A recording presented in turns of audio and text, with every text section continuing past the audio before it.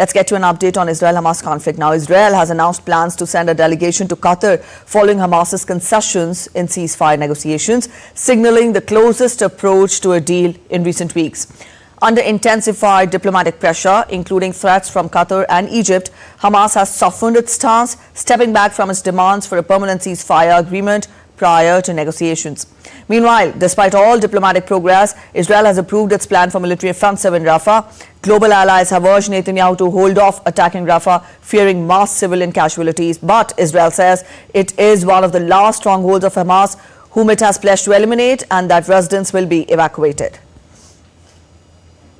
Can't support a major offensive in Rafah that doesn't also include a credible, achievable, executable plan to take care for the safety and security of the more than 1 million Gazans that are seeking refuge in Rafah. To move in right now in a major way without a proper accounting for all those people would, as we've said, be a disaster. And so we're going to keep talking to the Israelis about this. Again, if they've got that plan, we certainly would welcome the opportunity to see it.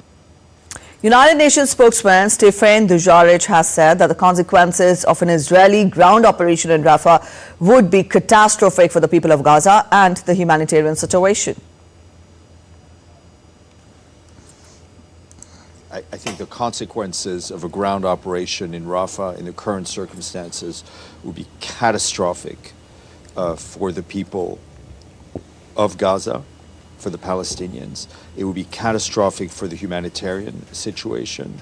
It would be catastrophic all around. We very much hope that all of this can be avoided. We understand negotiations are still going on, and we continue to hope that we will the parties will find a way to a ceasefire to ensure the greater humanitarian access, to ensure the release of all the hostages held by Hamas and others in Gaza, and frankly to open up a way forward for the people of Palestine and the people of Israel. The first ship towing a barge of humanitarian aid to Gaza has unloaded supplies onto the shore. The ship transporting humanitarian aid from the World Central Kitchen Organization, led by the United Arab Emirates, arrived in Gaza's maritime space on Friday. The ship contained 130 pallets of humanitarian equipment and 115 tons of food and water that were transformed to World Kitchen trucks, which will be distributed to northern Gaza. The ship is in a test run for a new aid route by sea from Cyprus into Gaza. If this sea mission is deemed success, other aid ships will likely follow as part of an international effort to get more aid into Gaza. The ships would use a newly opened sea route to travel directly to the region. Houthi rebels fired 3 anti-ship ballistic missiles from Houthi-controlled areas in Yemen towards the Red Sea. A Marshall Islands flagged liquefied petroleum gas tanker reported 2 explosions near the ship as it traveled off the coast of Yemen's port city of Hodeidah.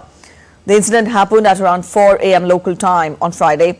It was the second incident in the span of hours as the Iran-backed Houthis vow to expand their campaign of assaults on ships in the Red Sea and Gulf of Aden. Earlier, UK Maritime Trade Operations said another ship reported 2 rockets flying over it.